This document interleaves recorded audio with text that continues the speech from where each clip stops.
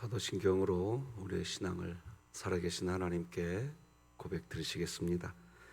전능하사 천지를 만드신 하나님 아버지를 내가 믿사오며 그 외아들 우리 주 예수 그리스도를 믿사오니 이는 성령으로 잉태하사 동정녀 마리아에게 나시고 본디오 빌라도에게 고난을 받으사 십자가에 못 박혀 죽으시고 장사한 지 사흘 만에 죽은 자 가운데서 다시 살아나시며 하늘에 오르사 전능하신 하나님 우편에 앉아 계시다가 저리로서 산자와 죽은 자를 심판하러 오시리라. 성령을 믿사오며 거룩한 공회와 성도가 서로 교통하는 것과 죄를 사하여 주시는 것과 몸이 다시 사는 것과 영원히 사는 것을 믿사옵나이다. 아멘. 찬송가 338장 하나님께 찬양 드리겠습니다. 찬송가 338장 내 주를 가까이 하게 함은 십자가 짐 같은 고생이나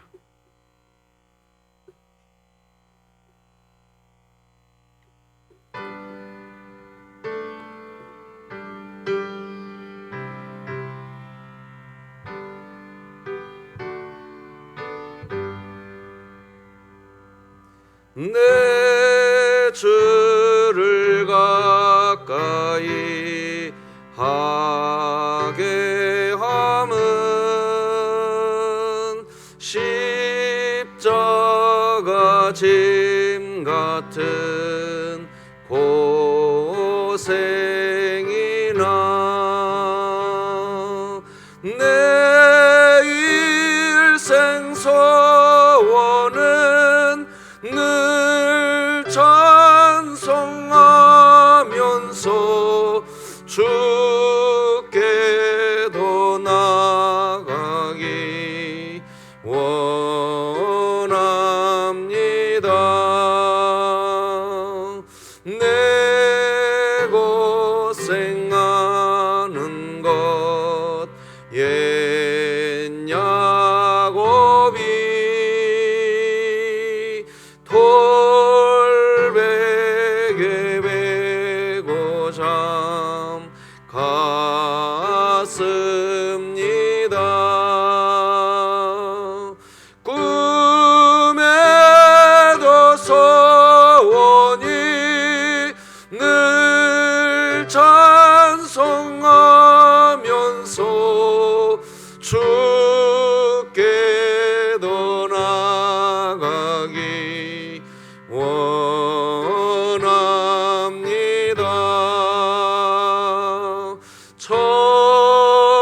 천성에 가는 길 험하여도 생명길 되나니 은혜로다.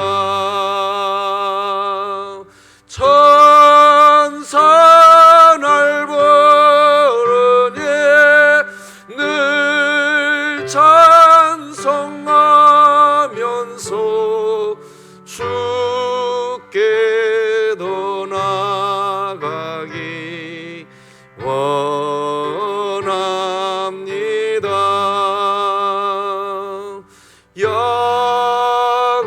야곱이 잠 깨어 일어난 후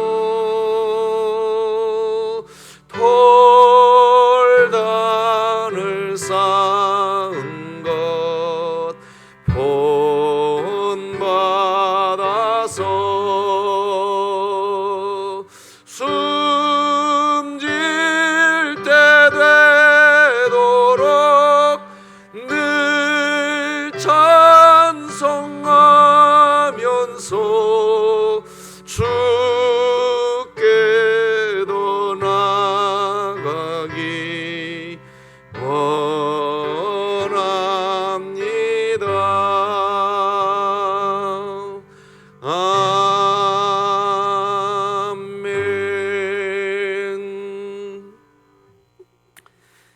진흥교회 주간 기도표 7월 6일 월요일 기도 제목 함께 기도하십시다.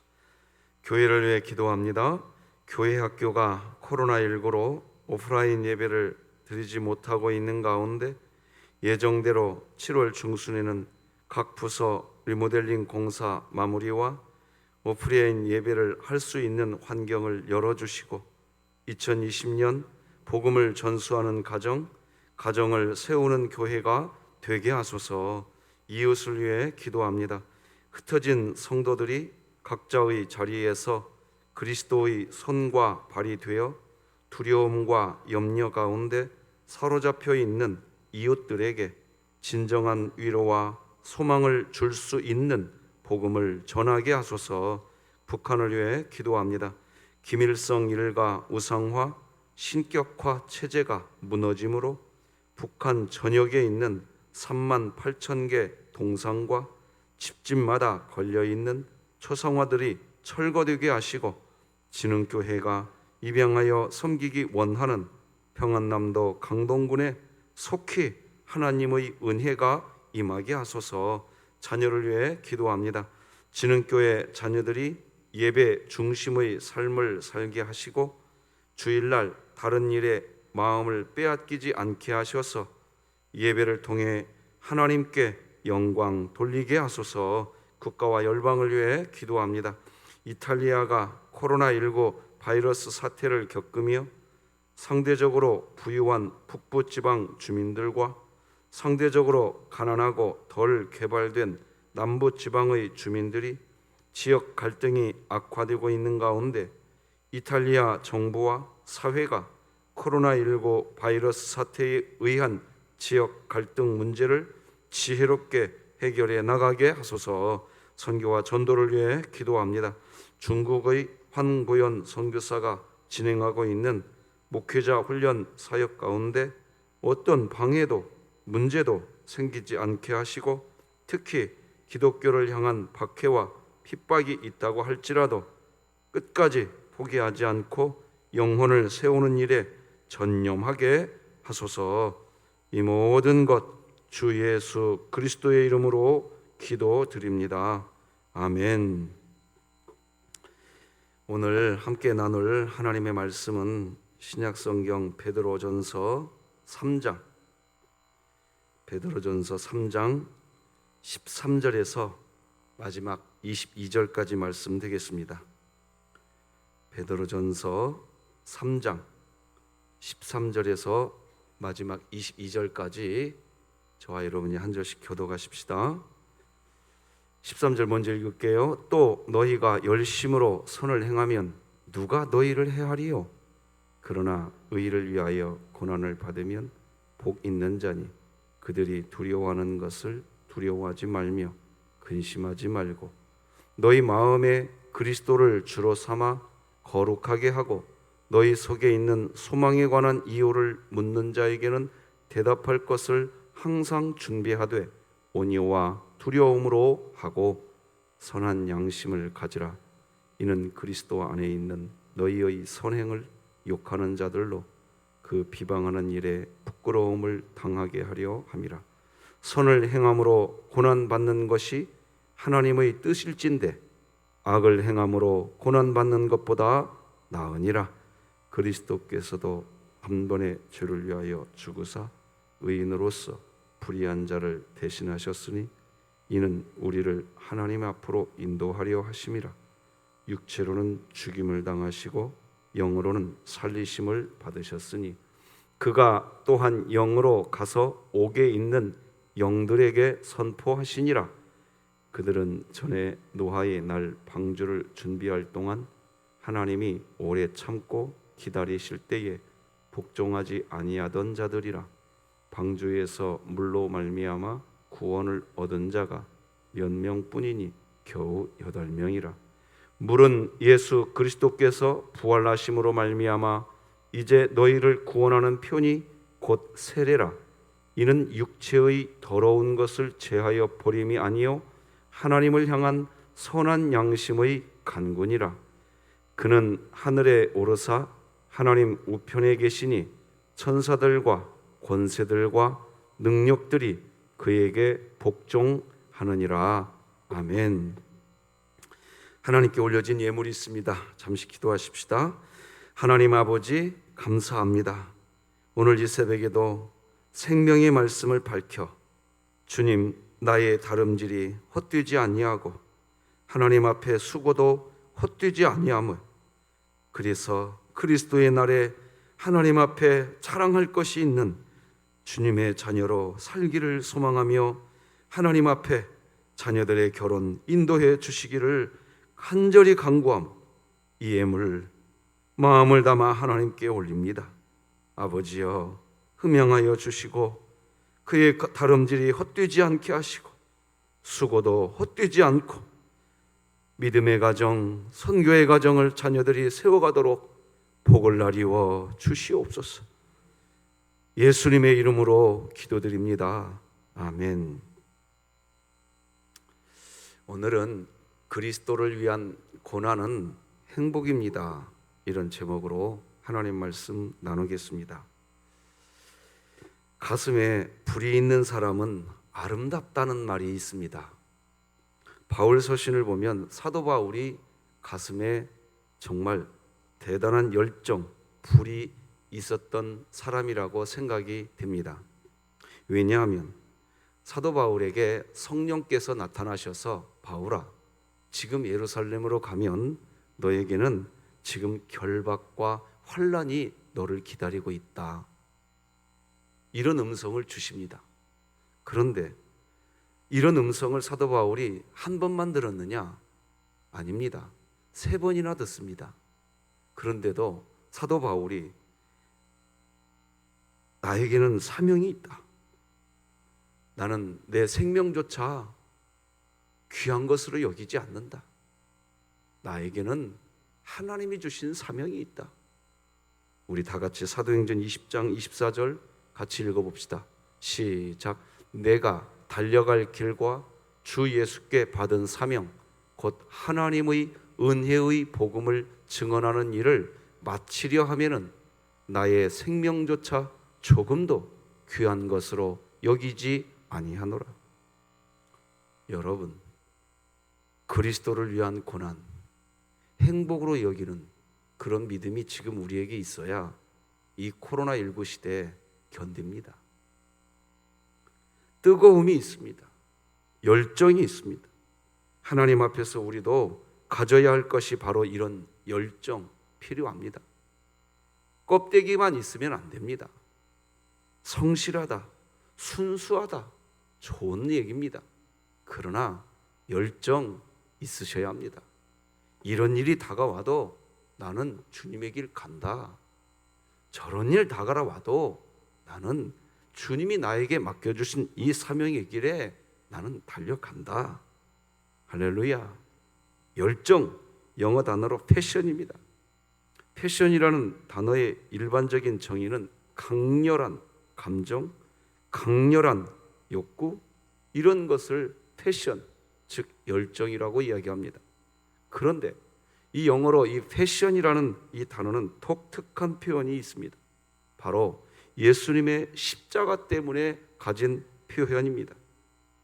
예수 그리스도의 고난, 순환, 영어로 패션입니다. 그래서 고난 이꼴 열정입니다. 열정은 고난 속에서 나타나는 겁니다. 고난이 그래서 다가와도 나는 내 사명의 길 간다. 그때 그 사람을 열정이라고 하지, 뭐 어떤 일을 막 열심히 하는 걸 열정이라고 기독교에서는 말하지 않습니다. 기독교에서 말하는 열정은 분명히 저분이 고난받고 있는데 나는 나에게 준 사명의 길 흔들리지 않는다. 그래서 패션 오브 크라이스트라고는 영화가 있지 않았습니까? 그리스도의 순환. 그러니까 기독교의 열정은 저 사람 저렇게 핍박을 받는데도 나 하나님 믿겠다고 이야기합니다. 그래서 열정은 뭘로 증명하냐? 고난으로 증명하는 거지 다른 걸로 증명하는 게 아닙니다. 그렇게 큰 고난이 있음에도 불구하고 극복하는 것, 그것을 그리스도인의 열정이라고 이야기하는 겁니다. 열정이 크면 아무리 큰 고난이 있다고 해도 그건 사실 고난이 되지 않습니다. 고난과 열정은 그 뿌리도 같습니다. 그래서 인생에 있어서 말입니다, 고난은 주인공이 아니에요. 환경이 문제가 아니라고 이야기할 수 있어야 합니다. 우리 교회 외치는 거죠. 하나님이면 충분하다. 정말 그러냐 이겁니다. 하나님 한 분이면 나 이런 일이 있는데 나 아무렇지도 않아. 여러분, 이 믿음 가지시기 바랍니다. 지금 코로나19로 하나님이 우리에게 그 믿음을 요청하고 있는 거예요. 지금 고난이라고 하는 것은 살아가는 여정에서 있을 수도 있고 없을 수도 있는 것입니다. 빈곤에 처할 수도 있고 풍부에 처할 수도 있는 것이지요. 그러므로 절대로 고난이 인생의 주인공이 아니라는 겁니다. 고난은 손님일 뿐입니다. 손님이니까 내 뜻과 관계없이 나에게 올 때도 있고 오지 않을 때도 있습니다. 관계가 없다는 겁니다. 고난이 와도 열정에 불이 붙으면 되는 것이고, 고난이 오지 않으면 평소처럼 열심히 달려가면 되는 겁니다. 우리에게는 내 뜻과 관계없이 우리 인생에는 고난이 옵니다. 수동적으로 고난이 온다고요. 나 이 고난 왔으니까 나는 끝. 여러분, 그리스도를 따라갈 때 우리 믿음이 그렇게 되면요, 우리 믿음은 항상 제자리 걸음하고 말 겁니다. 그러나 고난이 오면 대응하면 되는 겁니다. 더 큰 열정을 가지고 이겨버리면 되는 겁니다. 그것을 통해서, 다시 말하지만 그것을 통해서 내 신앙이 증명되는 겁니다. 창세기 22장을 보면 아브라함에게 하나님은 모리아 산에서 독자 아들 이삭을 제물로 바치라고 이야기합니다. 고난입니다. 그러나 이 고난 때문에 아브라함의 열정이 증명된 거 아닙니까? 며칠 전에 박정분 우리 권사님 댁에 제가 신방을 갔습니다.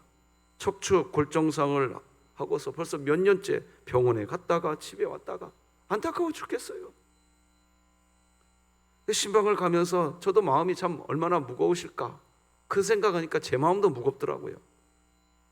그런데 기도하고 그 신방을 그런 신방이었기 때문에 신방을 가서 제가 첫 번째로 한 말이 이거였어요. 권사님, 그래도 하나님은 오르시지요? 저도 모르게 그 질문이 그냥 나왔어요. 진짜로 첫 마디가.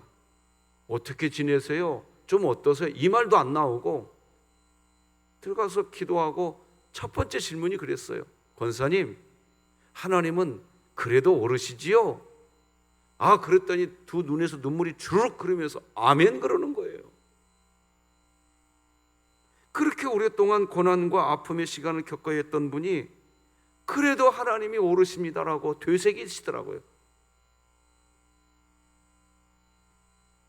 매우 힘들고 고통의 연속이었어요. 진짜 우리 여러분, 박정분 권사님 요즘에 지내는 거 진짜 아시는 분은 제가 드리는 이 말이 어떤 말인지 잘 아실 겁니다. 매 순간 하나님이 권사님 자신을 지켜주고 계시다고 고백을 또 하시는 거예요. 권사님은 손녀를 키우셨습니다. 그리고 그 손녀가 지금은 결혼을 해서 출가했습니다. 그런데 이번에 다시 화장실에서 넘어지면서 골정상을 입고 또다시 병원에 가게 되었던 거거든요. 근데 그날 마침 출가한 손녀딸이 집에 와 있었던 때랍니다. 그러면서 권사님이 이번에 신방 갔는데 뭐라고 얘기하느냐? 목사님, 하나님은 지금도 제 곁에 계세요. 이게 무슨 말인고?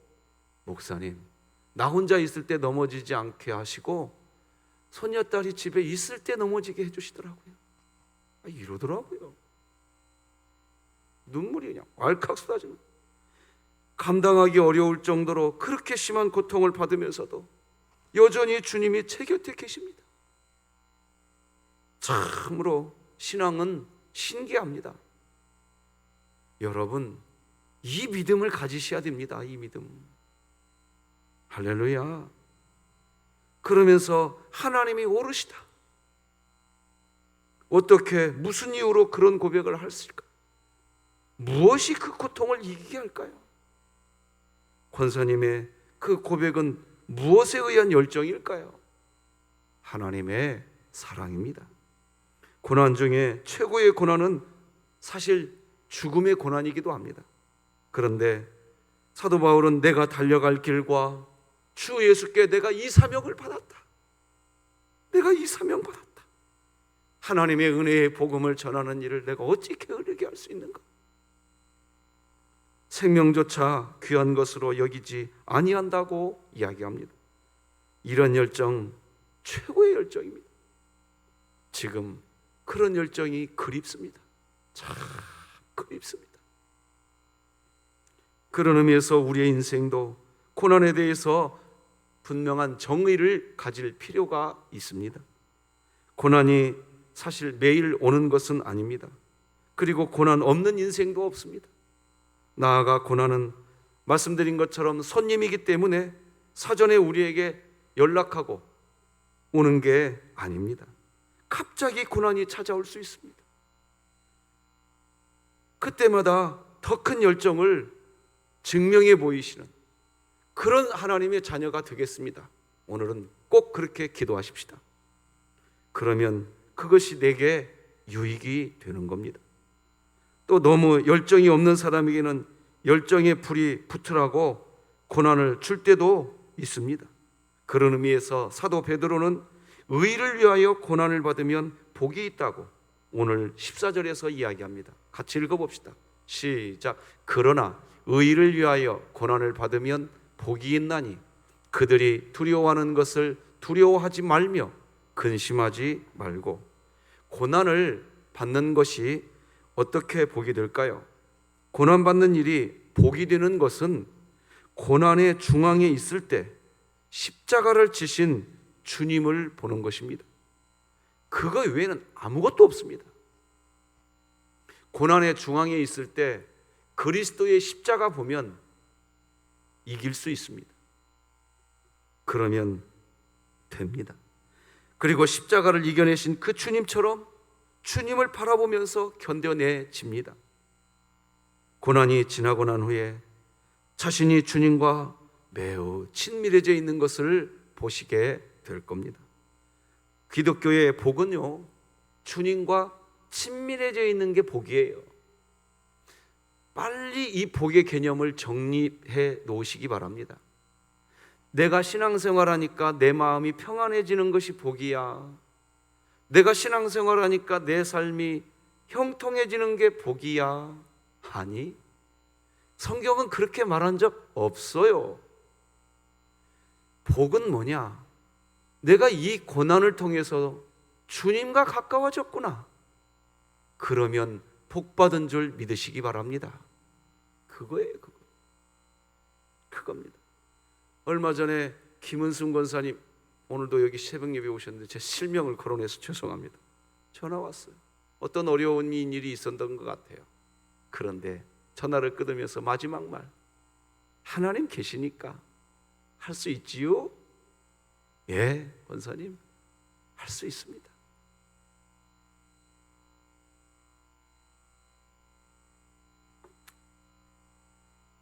여러분,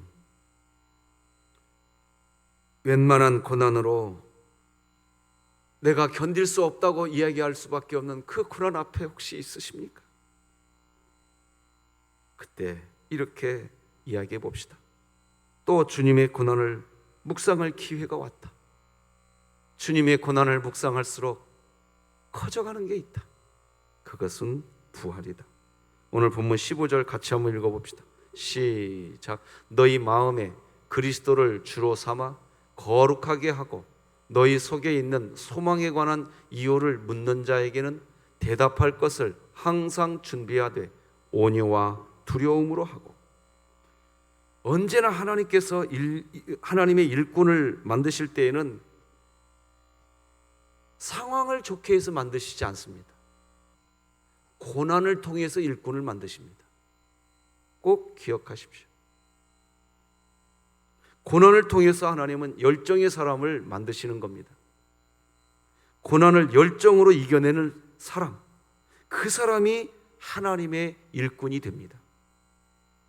사람들은 일을 잘하는 사람이 하나님의 일꾼이라고 여기는데 그렇지 않습니다. 일 잘하는 사람이 하나님의 일꾼이라면 하나님은요, 일꾼을 뽑을 때마다 학교 성적표 가지고 오라고 할 거예요. 하지만 하나님은 그 반대입니다.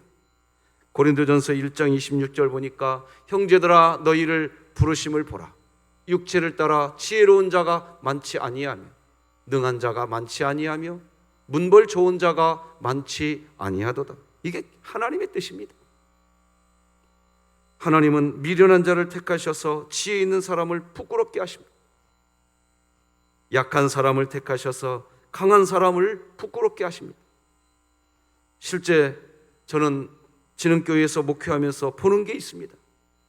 똑똑하고 계산 철저하게 하는 사람과 부족하지만 자신의 부족함을 인정하면서 서로 더불어 하는 것이 그저 좋은 사람이 있습니다. 누가 하나님의 일을 하는가 하고 유심히 저도 목회하면서 봐봅니다.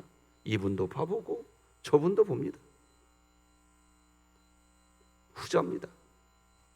심지어 사람들 중에서도 일손이 부족할 때 똑똑하고 계산 철저하게 하는 사람들도 부르지 않습니다. 부족해도 더불어서 함께하는 사람들도 그런 사람 찾더라고요. 하나님은 왜 그렇게 하십니까? 하나님 앞에서 자랑하지 못하게 하려고 하시는 거예요. 우리 고린도전서 1장 29절 같이 읽어봅시다. 시작. 이는 아무 육체도 하나님 앞에서 자랑하지 못하게 하려 하심이라. 하나님 앞에서 자랑하지 않는다는 것은 어떤 일을 마무리해 놓고 난 후에 다 드러납니다. 다 드러나요.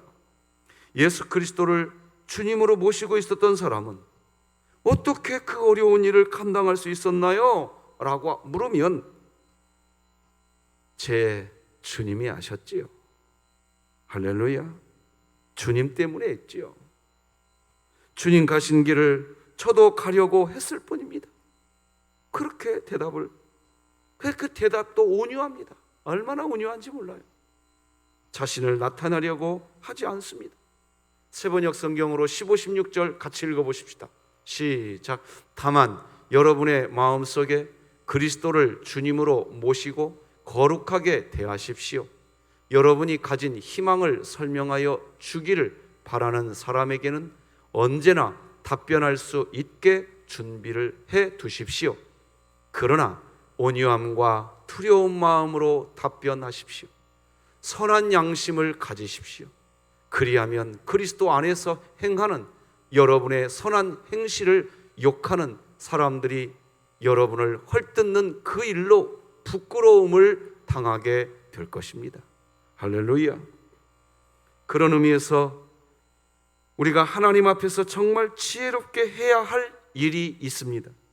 바로 열정 관리를 잘 해야 하십니다. 주님을 사랑하면 열정에 불이 붙고 자신이 받은 사명의 확신 때문에 열정에 불이 붙는 것입니다. 그러니까 여러분, 사람을 만나도 말입니다. 사람을 만나셔도 내 열정에 불을 붙이는 사람 만나세요. 할렐루야. 그래, 너하고 이야기해보니까 그래, 나도 내일부터는 그렇게 할란다. 내가 여러분, 사람을 만나도요, 여러분의 열정에 불을 붙이는 사람을 만나시기 바랍니다. 목회를 하다 보면 참 열정에 불이 큰 분이신데 어느 날 보면 그 열정이 다 사그라져 있습니다. 왜 그런가 하고 보니까 그분이 가지고 있는 열정의 불을 더 활활 타오르게 하는 사람이 곁에 없고 있던 열정까지도 꺼트려 버리는 사람만 옆에 있는. 여러분은 불이 있는 사람 만나시기 바랍니다. 책을 읽어도 사람을 만나도 무슨 일을 해도 그래야 교회가 부흥하지 않겠습니까? 그래야 여러분의 믿음이 커지지 않겠습니까? 첫 신앙을 잃어버렸다고 탄식하는 분들이 종종 있습니다. 왜 잃어버렸을까? 바로 고난을 받지만 여러분, 그리스도를 닮아가는 기회라고 여기시기 바랍니다. 고난을 받으면서 나는 지금 주님을 닮아가는 기회를 얻었다, 그렇게 말하는 분들 계십니다. 그분은 고난 때문에 불행하지 않습니다. 행복합니다. 그래서 사도 바울이 오늘 본문 17절에서 이렇게 이야기하는 거예요. 17절도 같이 읽어봅시다. 시작. 하나님께서 바라시는 뜻이라면 선을 행하다가 고난을 받는 것이 악을 행하다가 고난을 받는 것보다 낫습니다. 예수님도 왜 고난을 당하셨을까요? 예수님이 무엇 때문에 고난을 그리고 이기셨을까요? 바로 예수 그리스도 자신의 유익이 아닙니다. 그렇게 해서 하나님의 뜻, 이 땅의 모든 사람들이 하나님께서 죄를 용서해 주시는 하나님의 그 뜻을 이룰 수 있기에 예수님도 고난을 능히 감당하신 것입니다. 오늘 본문 18절이 그거 얘기하는 거예요. 그리스도께서도 죄를 사하시려고 단번에 죽으셨습니다. 곧 의인이 불의한 사람을 위하여 죽으신 것입니다. 그것은 그가 육으로는 죽임을 당하시고 영으로는 살리심을 받으셔서 여러분을 하나님 앞으로 인도하시려는 것이었습니다. 예수님께서 고난을 받으면서 끝까지 저들의 죄를 용서해 주소서 라고 그렇게 기도할 수 있었던 것은 아버지 하나님의 뜻을 이루는 기쁨이 있으셨고 우리를 사랑하는 사랑을 증명할 수 있으셨기 때문입니다. 그렇게 고난을 이겨내는 삶을 살 때 부활과 영광이 있는 거지요. 그게 오늘 본문 22절입니다. 같이 읽고 오늘 말씀 맺겠습니다. 시작. 그리스도께서는 하늘로 가셔서 하나님의 오른쪽에 계시니 천사들과 권세들과 능력들이 그에게 복종하고 있습니다. 고난이 여러분에게 없었으면 좋겠습니다. 그러나 고난이 왔을 때 열정으로 이겨내기를 주님의 이름으로 축복합니다. 기도하십시다. 하나님 아버지, 감사합니다. 이 새벽에 다시 우리에게 힘을 주시는 줄 믿습니다. 용기를 주시는 줄 믿습니다. 이 세상에서 끊이지 않는 고난 앞에